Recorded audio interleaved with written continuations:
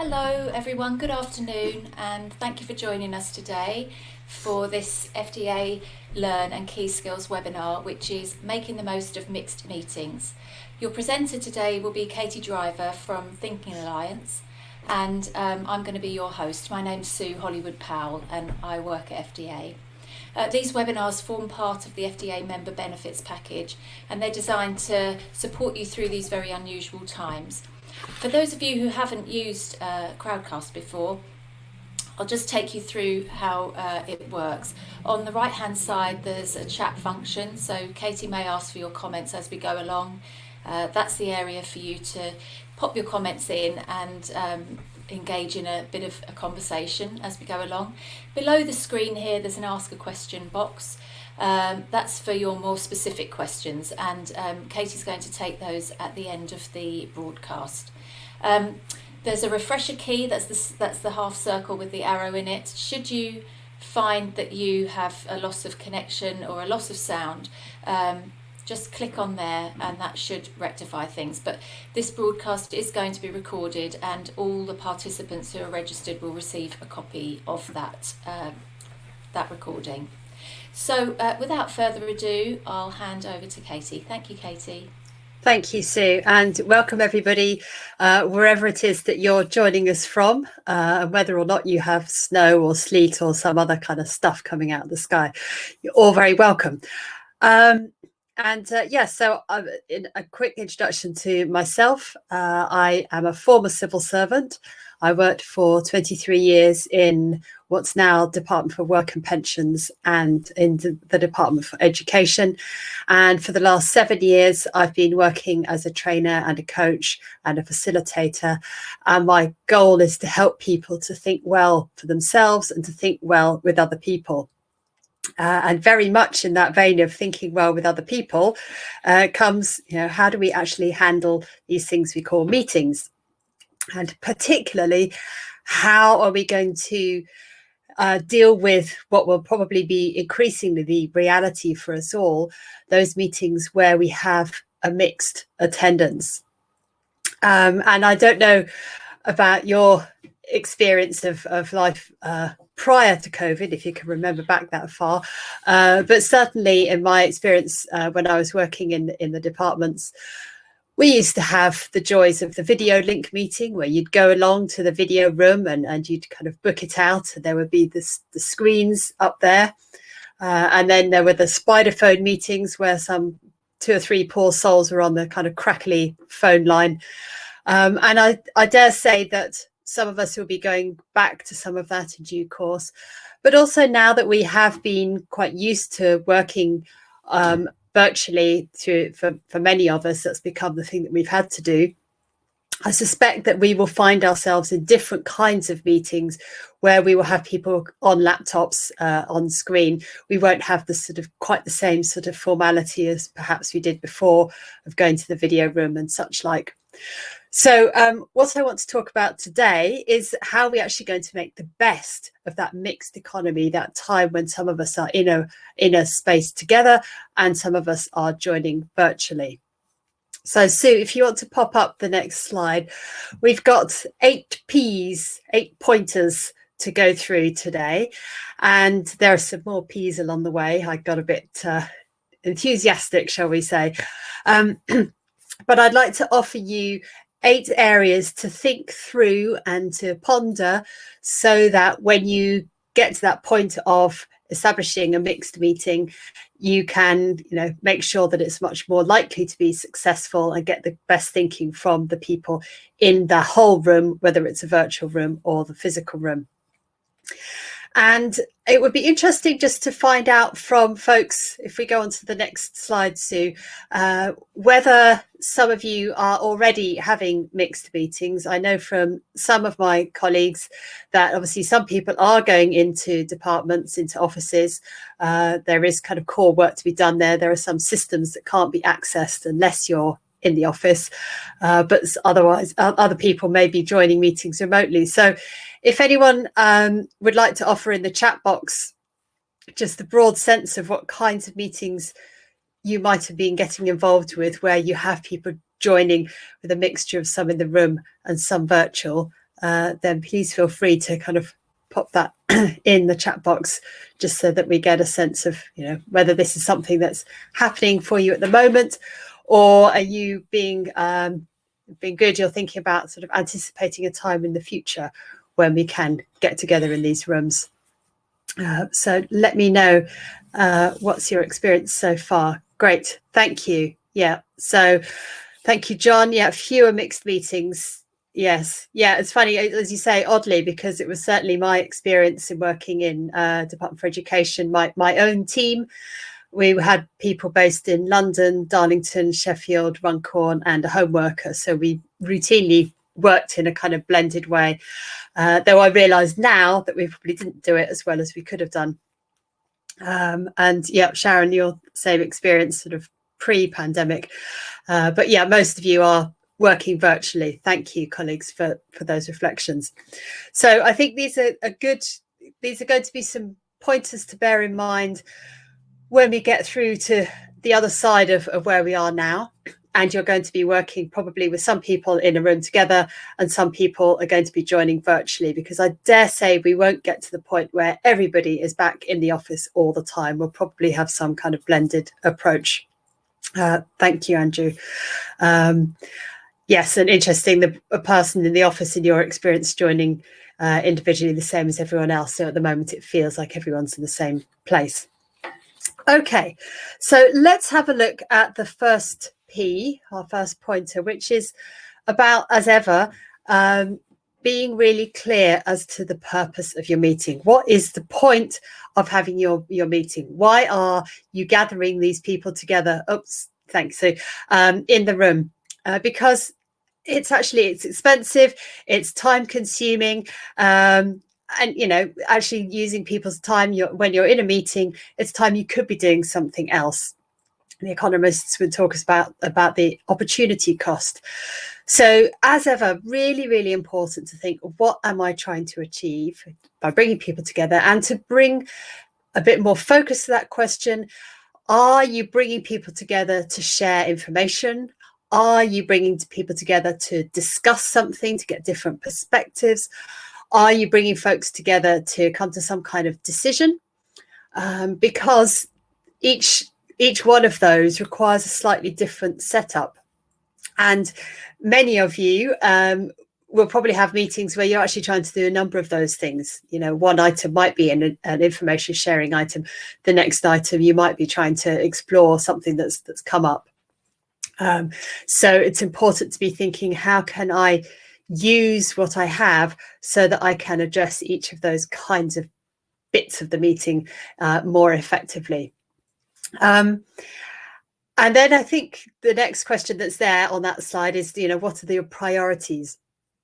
And this is something that, it's good practice to think what your priorities are in any meeting, but particularly when you've got some kind of blended meeting going on where you run the risk of losing people.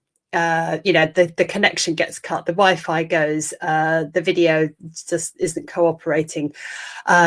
What is it that you most want to get done in the time when you have everybody, and how are you going to make sure that aspect of the meeting is covered first, or is given the right area, the right proportion of attention?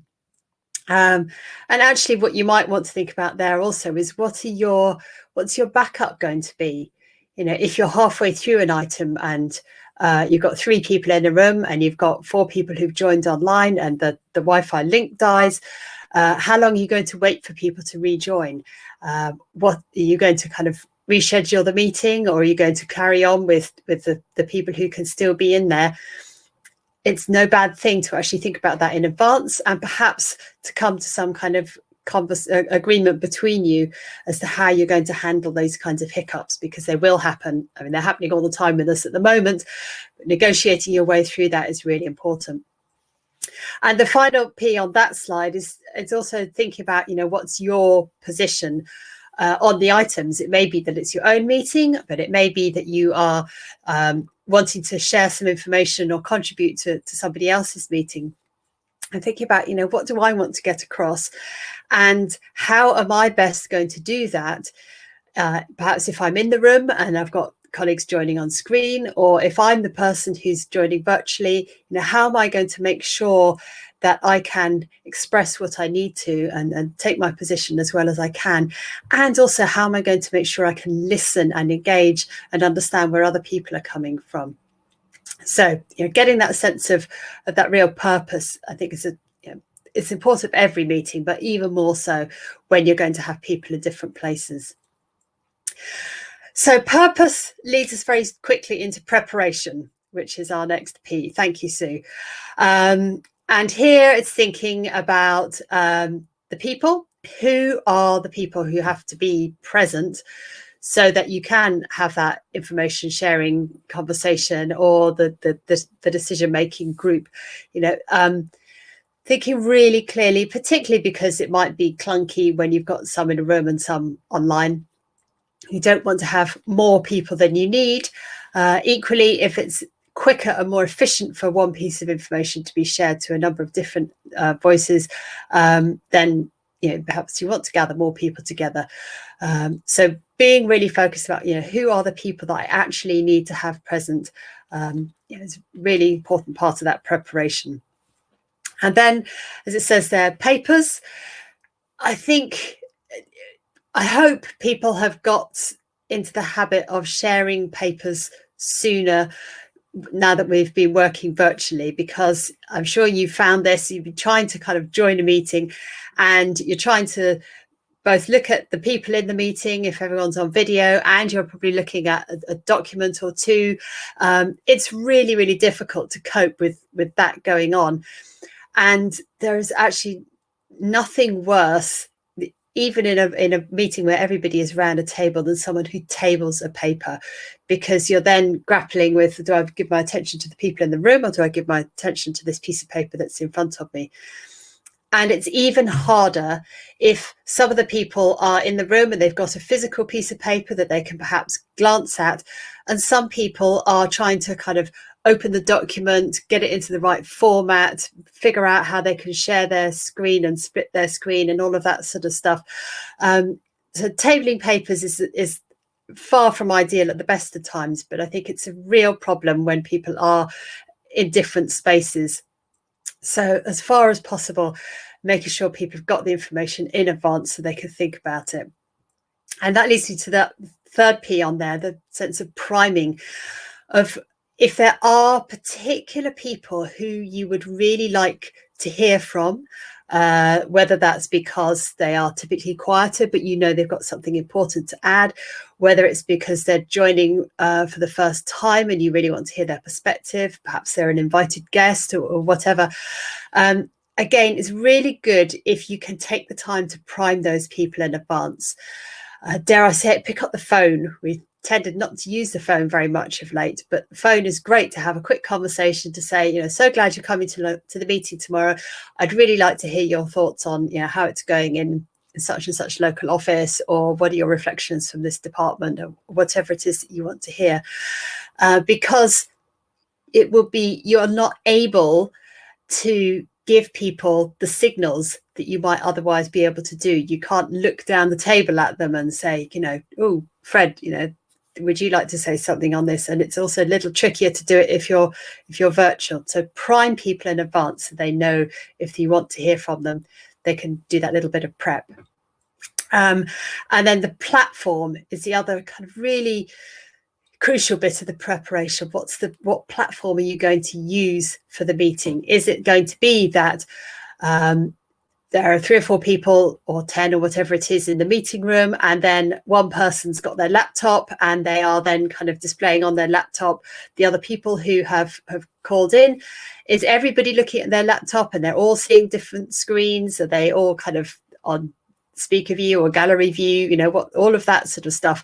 Have you got some people around a table, some people on laptops, some people dialing in on a spider phone?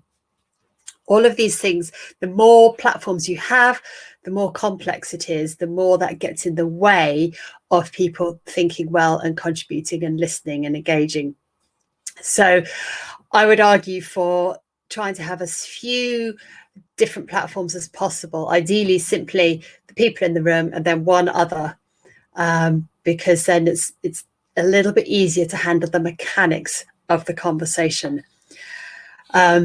rather than kind of having to worry about, oh, I need to remember the folks who are on the spider phone and all that kind of thing. I'd link to that, thinking, is everybody going to join by video? And I would argue that if you are having a blended meeting, as far as possible, it's good to join by video. So at least you have that facial reminder of the other people who aren't in the room. And equally, you can see people in the room if you're remote.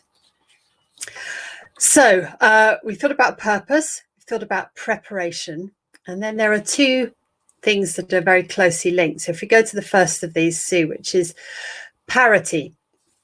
And I think, as you can see that quote there from Margaret Heffernan, who, if you haven't come across her, please go away and read all her books and follow her on Twitter or whatever. She's got lots of really useful and valuable points to make about how to work well together. But as she says there, it's actually in that intersection between perspectives where people are bringing different perspectives and contributing them all. That's where you get the real insights. That's the point of bringing people together in a meeting, is to hear the different viewpoints. But those viewpoints won't come out if there isn't a sense of parity among the people who are attending. You really need to try and set things up so that everybody feels equally able to speak. And that is partly about working out what is the right kind of platform. Can we have that clarity and simplicity? But it's more about the principle of trying to set things up so that everybody has the time to speak and the space to speak, and the expectation that people have been invited because there is something useful for them to offer. And so, thinking about how do we make sure, how do we open the meeting, how do we open the conversation in a way that people feel their values, their opinions will be valued? How do we bring people together? How do we say, I know that we have 10 people, we have 5 in the room, we have 5 who have joined in virtually. I want to be sure that I hear from everybody. Very, very intentionally going to people who are in different places so that we get the different perspectives. Because the parity piece is very much linked to the next P, which is power. So if you can pop on to the next one. Yeah, and power really is the very biggest threat to parity, and it's present in all of our meetings. And it's something that we need to be mindful of and use wisely. When we're in this kind of blended setup, I think one of the things that's going to be really apparent and that you need to actively deal with is where is the person who has the most power sitting? And I don't mean that in the old-fashioned sense of where are they around the table. I mean, are they in the room, the physical room, or are they in the virtual space? If they are in the physical room, the whole sense of the meeting will kind of gravitate towards whoever is in that room. And all the people who are in the room have that slight advantage because they can catch the eye of the person who is in power, and they can be seen by the person who's in power. So they get to do that little bit kind of show off thing that we all inherently do in a meeting. So there's an edge there. There's an advantage perhaps to being in the room. If the person who has the power is joining virtually, then the gravitation will be kind of more outwards. It will be kind of making sure that all the virtual stuff works well and there's a real kind of connection going, making sure that each virtual voice is kind of listened to. There is no right or wrong answer. There is no perfect answer in a mixed meeting. But if you know in advance where the most powerful person is going to be, you can begin to think, how can I aim off for that? How can I try and make sure that we don't have a real kind of skew towards the in the room or out of the room? I know there are some organisations, I haven't heard of this happening intentionally in the civil service, but there are some legal services firms who have said that the power thing is such a challenge for them that they are not going to have blended or mixed meetings. They are going to say it's either everybody in the room or nobody in the room. So if you happen to be in the building, you join from your desk, and it feels like a connection of people meeting virtually. So that's a very intentional, overt way of managing the fact that otherwise there does tend to be that kind of skew towards wherever the powerful person is. You will have to decide in your own setup what feels right, but it's really important to know where that position is, because you don't get that risk of kind of polarization, because people will kind of move towards the person with the power rather than actually kind of thinking broadly for themselves. And equally, because you've got that challenge, you can use it. You can open up the potential of doing things like chairing by rotation. So instead of always one person being the chair, and that's always the person who happens to be, in the building most often, you might very intentionally say, okay, so let's everybody have a turn at chairing, or what other things can we do to release other potential in the group that isn't just about kind of holding the power around one person or one very small group of people. I'm going to pause there, because not least because I can see there's a question which I'd like to have a look at, but I know that, Sue, we've got another slide coming up, so if you can pop that one across. I would really love any thoughts or reflections that people have had. If you have had to prepare for one of these kind of mixed or blended meetings, what have been your experiences of doing that?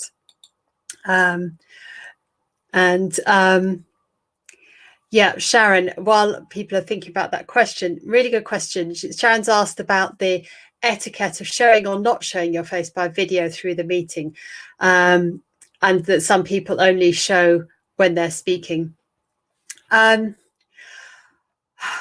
mean, I personally think that if you are in a blended setup, my preference would be to have my video on all of the time, because that's as near to parity as I can get. So I would want my face to be there.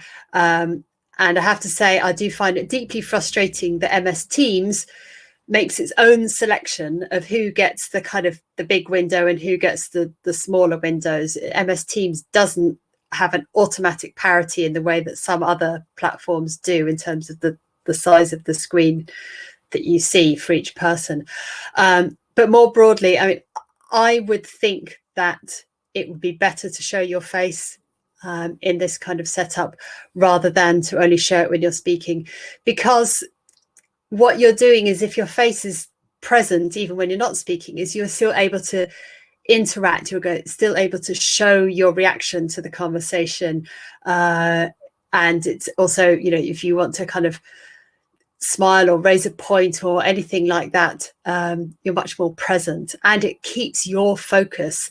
Your focus needs to be in the room. There's always that risk when you turn the video off that you're then thinking, oh, well, actually I could just do some emails, or I could do something else, and really ought to be trying to be present in the room. So I hope that's helpful, Sharon. Oh, yes, Alison, you're quite right. You can have that theatre mode, which shows them in a kind of lecture theatre. I find that kind of peculiar, that mode, but I know the one you mean. Yeah, that's kind of everyone's like on chairs. So you do have something of that space. And Steve, yes, preparing by sending papers at least a week in advance. Really important to try and get that information out there so that people are coming, having read stuff, having thought about it, not trying to kind of juggle things on screen.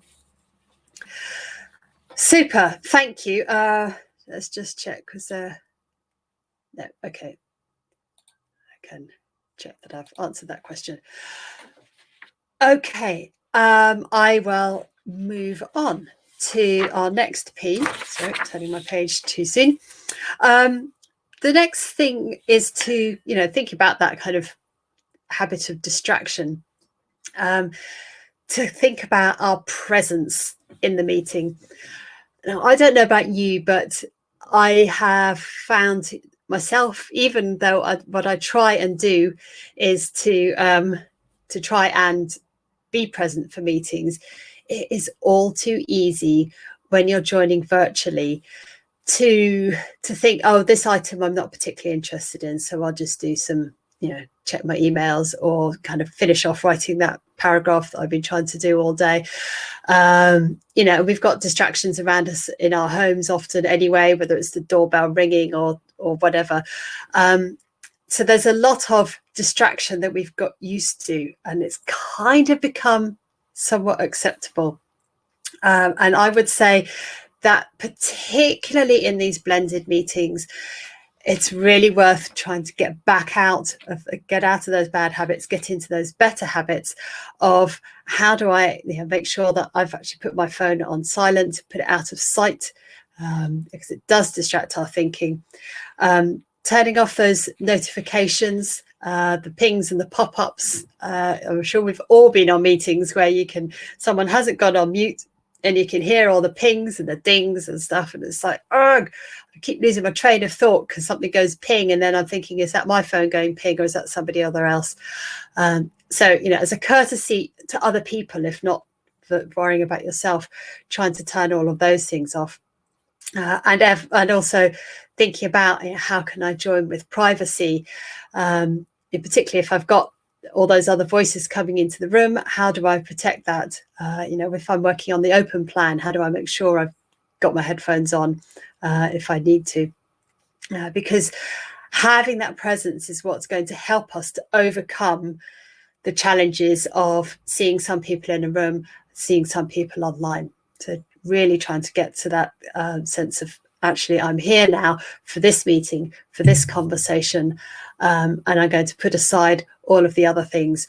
And I know it is tempting to look at other materials, but chances are you've got half your eye on the meeting. You're going to miss the nuances. You're going to miss those little signals, the little visuals, and you're probably only going to do a half good job of responding to the emails, which will mean that you end up having to redo kind of both of those things afterwards. So focusing on one thing at a time.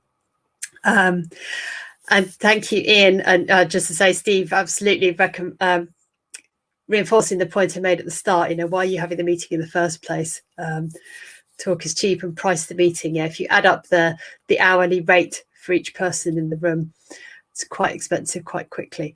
Ian, seeing your point there. If you're concentrating on several people on the screen, it can be easy to overlook people in the room. And then you've got to remember that if you've got people on the spider phone. So, that's part of that preparation, is thinking, if I've got 10 people, maybe having a note that says, A, B, C, D are obviously in the room, E and F, they're on the phone, and then the last 3 people are on their screens, and having that list and maybe being quite rigorous in going to each person. And in fact, that's nicely anticipated the next P. So if we can go through to that one. Thank you, Sue. Yes, thank you, John. Writing down the names of those on the phone is a really good thing to do. Having some sense of process and rigor. What are going to be your guiding principles? Are you going to work on the basis that everybody can speak? Are you going to work on the basis that people who are virtual speak first and people in the room speak second? All of those sorts of things are worth thinking through to kind of establish your kind of principles and perhaps your parameters, your ground rules. So is it okay to interrupt? If you are going to interrupt, how are you going to do it? How is it going to work for people in the room versus people outside of the room, in the virtual space? how do they each interrupt each other? Because chances are, although an interruption is not a great thing, you're probably going to end up doing it. How are you going to signal to be able to speak? How long are you going to wait for someone whose connection is a bit kind of ropey? All of those sorts of things.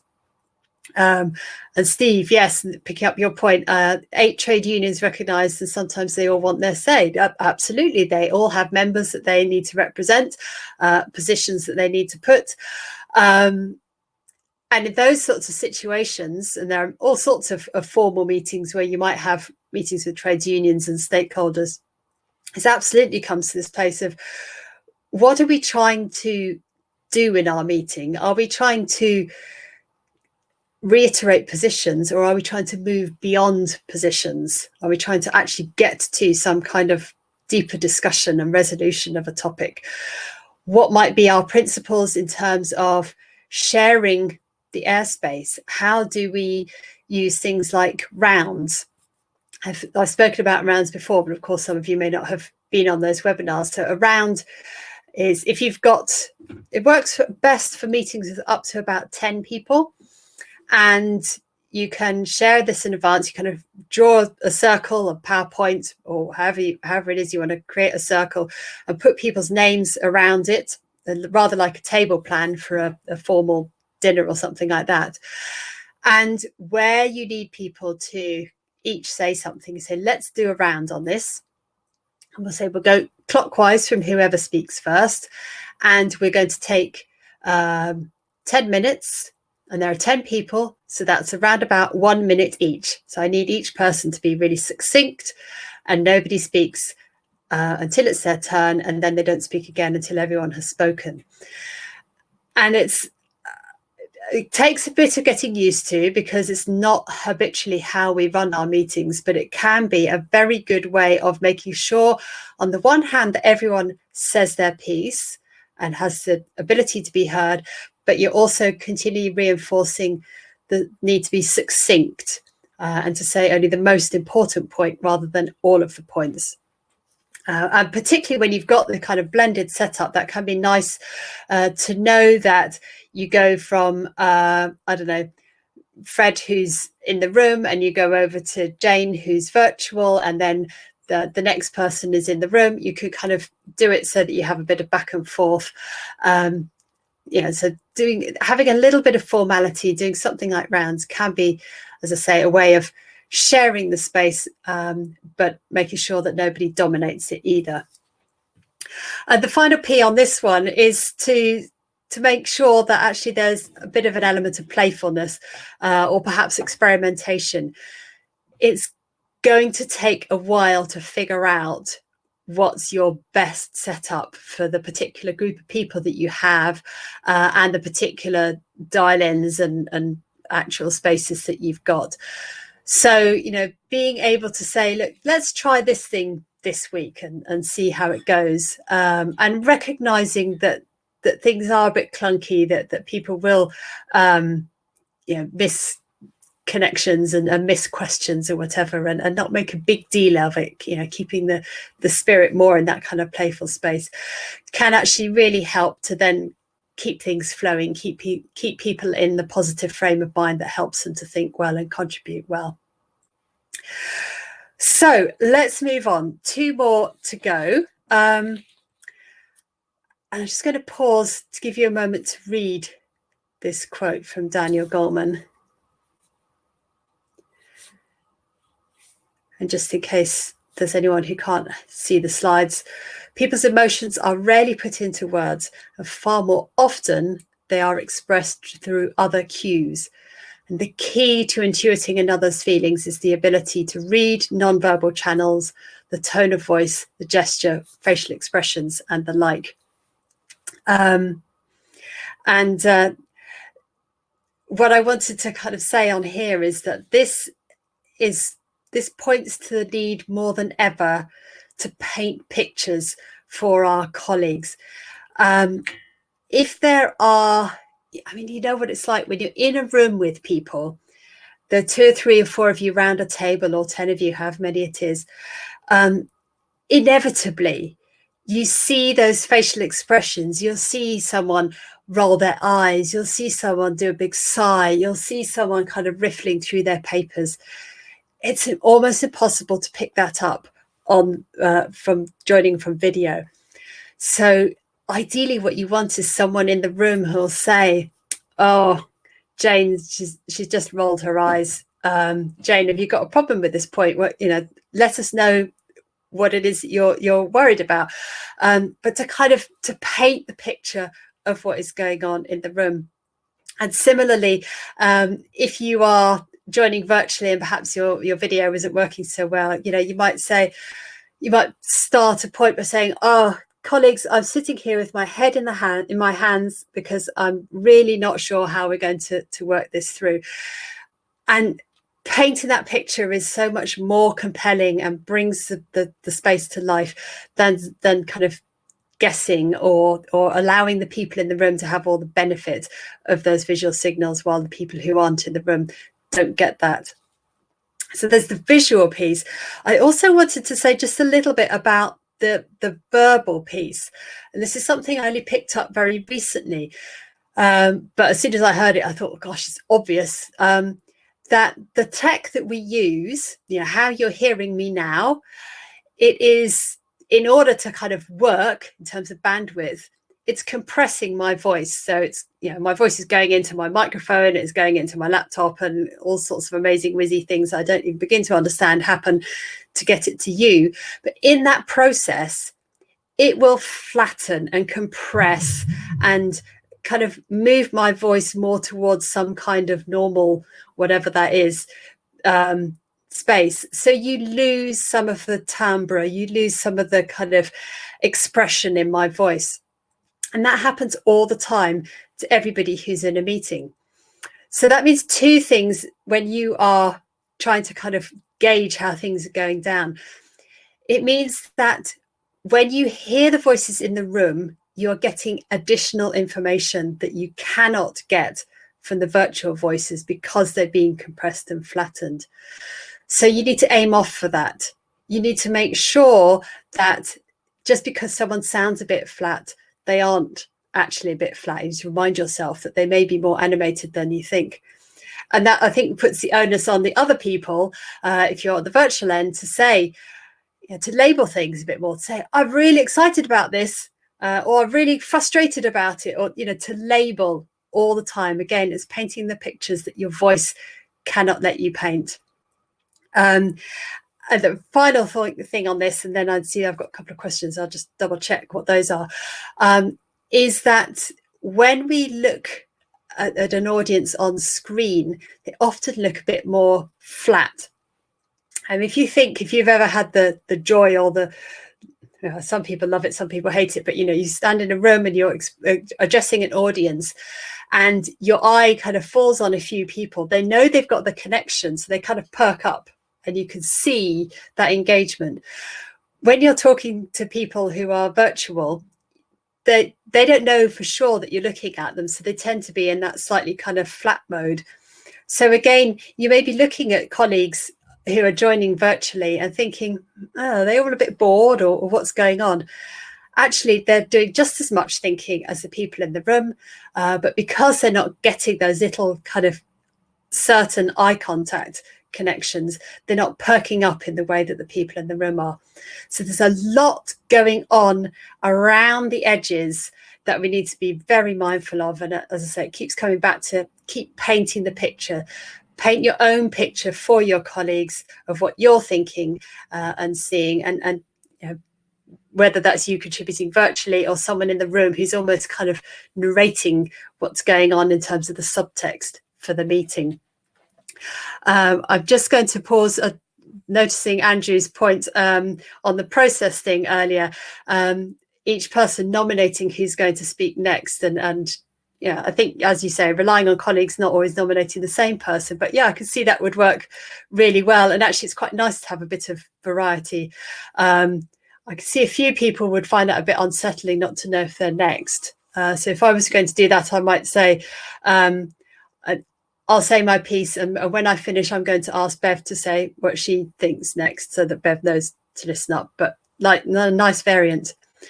I just want to see what a couple. Okay, I will repeat the Heffernan quote at some point. And chats, yeah, John, your point about chat functions and emojis, I think that could be really useful in some of these kind of painting the non-verbal pictures. Again, I would want to have a bit of a conversation with the group as to how much you want to use a chat box or not. The chat box can be really good. It can be great for those kind of emotional signals, if you like, the thumbs up, thumbs down kind of stuff, sticking a GIF, whatever. It can be really good for some of the more creative things when you want sort of some rapid fire responses. It can also be a huge distraction if people are then thinking about what's going on visually and what's going on in the chat space. And you can have sort of side conversations going on, particularly if people can have private conversations through the chat. So, you know, it's as if with all of these tools, it can be for the good, can be a bit more tricky. So, yeah, part of your principles, how are we going to use the chat box, folks?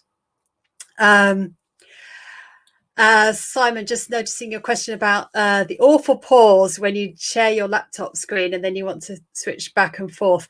Yeah, I mean, it is tricky. And I think there's often more of a lag on Teams than in some of the other things. So I will often, if I'm doing this, I will be thinking about what is on that content that I want to show them so I can introduce it. So I've got maybe a sentence or two that's saying, colleagues, what I'm about to show you is a slide that is explaining how the process is working at the moment. Or I'm just getting up on screen the slide with the last month's trends and 3 key points that the economists have asked us to emphasize. So it's not necessarily that pause, that you're kind of cueing yourself in and cueing the visual in. So I hope that's helpful. I will write down Heffernan quote and come back to that at the end. I will have to get that back up. Okay. Final P. I think we're on the final P. So Sue, if you want to take us, to product. And really, this is the final piece, but it is really important to pin down those actions.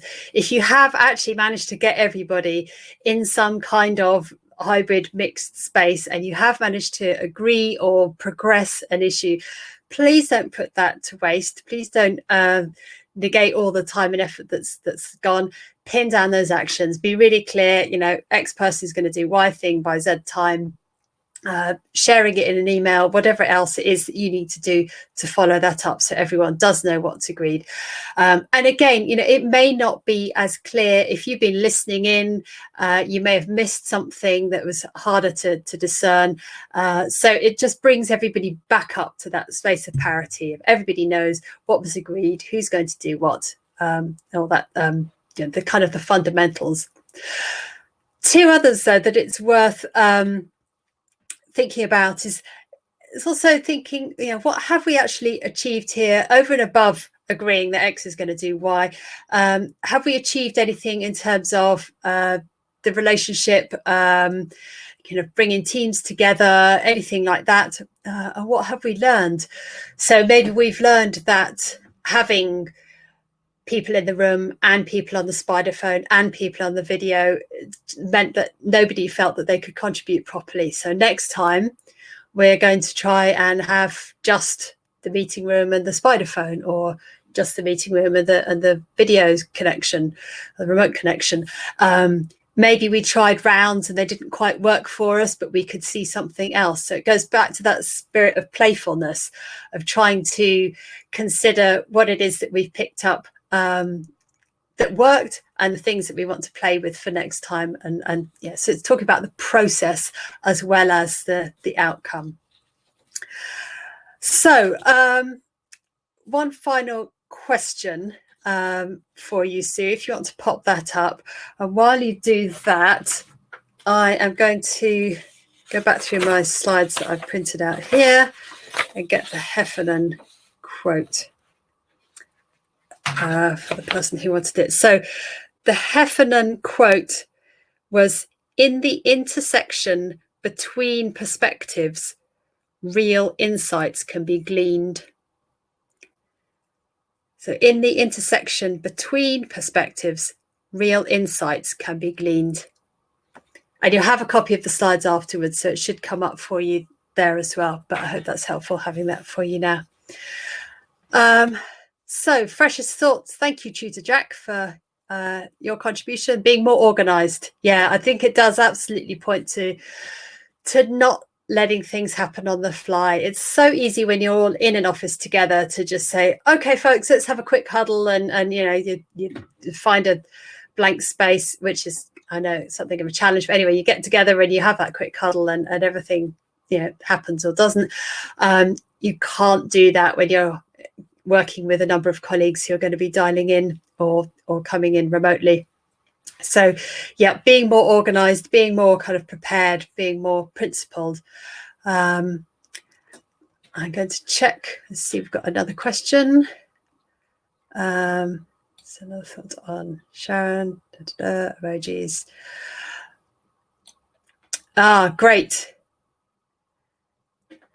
Yeah, so thank you, Steve, for that question. Reasonable adjustments for people with a stammer or something similar. Yes. Well, I think in a sense that's part of the priming and the people discussion. So if you know in advance, perhaps if you have a team member who might have a stammer or be less comfortable with speaking in a group for whatever reason, talking to them in advance, saying, how can we make it easier for this to happen for you? How can we make it better for you to contribute? What helps for you? What brings you nearer to parity? What would work? And yeah, as Andrew has suggested there, the parity in the process. Yeah, so if you know that there's going to be a round, if you know it's going to come round to you, sometimes people find that actually extremely helpful, because they don't have the additional anxiety of when's it going to be my turn, who am I going to have to interrupt, and all of that going on. Some people really don't like it. So I would spend time always thinking about the process as well as the content. We tend to focus all of our efforts and meetings on the content. Have we got the papers? Have we got the agenda? We don't think about the process. And even if we've thought about the process, we don't talk about it. We don't have those kind of couple of minutes at the end of our meeting where we say, so how did that go in terms of the process, folks? What was one thing that people really liked? What was one thing that we could change for next time? Yeah, just really quick and simple stuff, but it keeps you moving on. So just looking at the other comments, yeah, thinking of the perspective of others. Yeah, so it's actually, yeah, just having that bit of kind of extra empathy there. And having a remote chair is often a really good thing to do, because then it takes that power into a different place and you know, runs the meeting in a different way.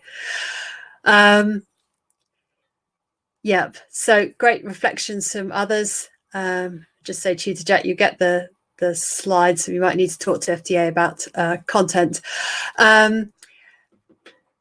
Yes, I think, as Andrew said, if meetings force people to think about how to do things better, you know, it would be good to bring a lot of these disciplines into single mode meetings as well. I mean, there is nothing I've said today that would not help a meeting when everybody's all virtual or when everybody's all around a table.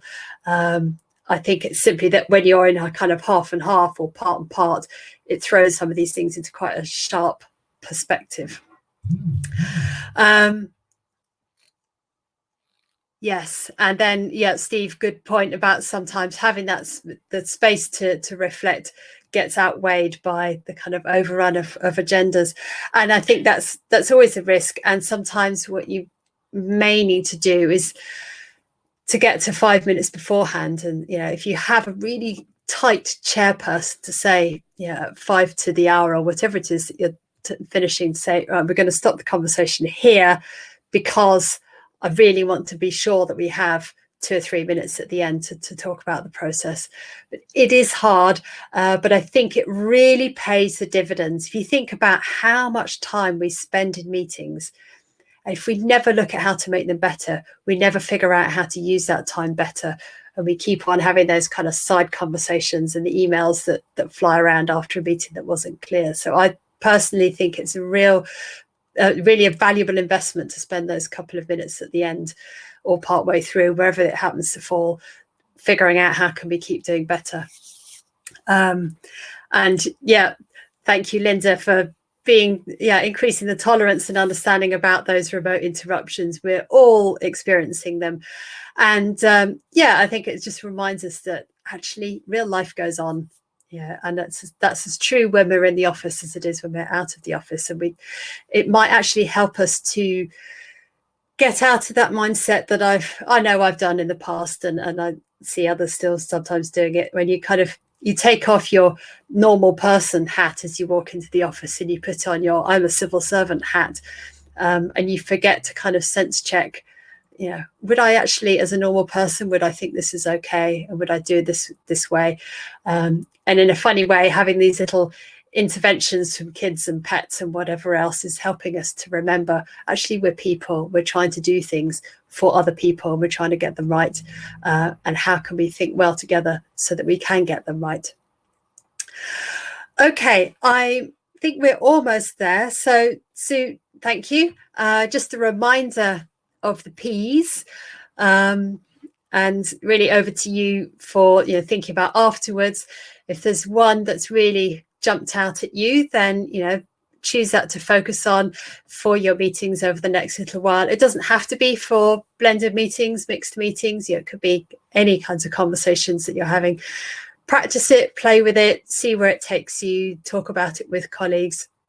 And please do share any thoughts that we've picked up today that you'd like to try out with your colleagues, because we could all do with having better meetings wherever they are and however they happen.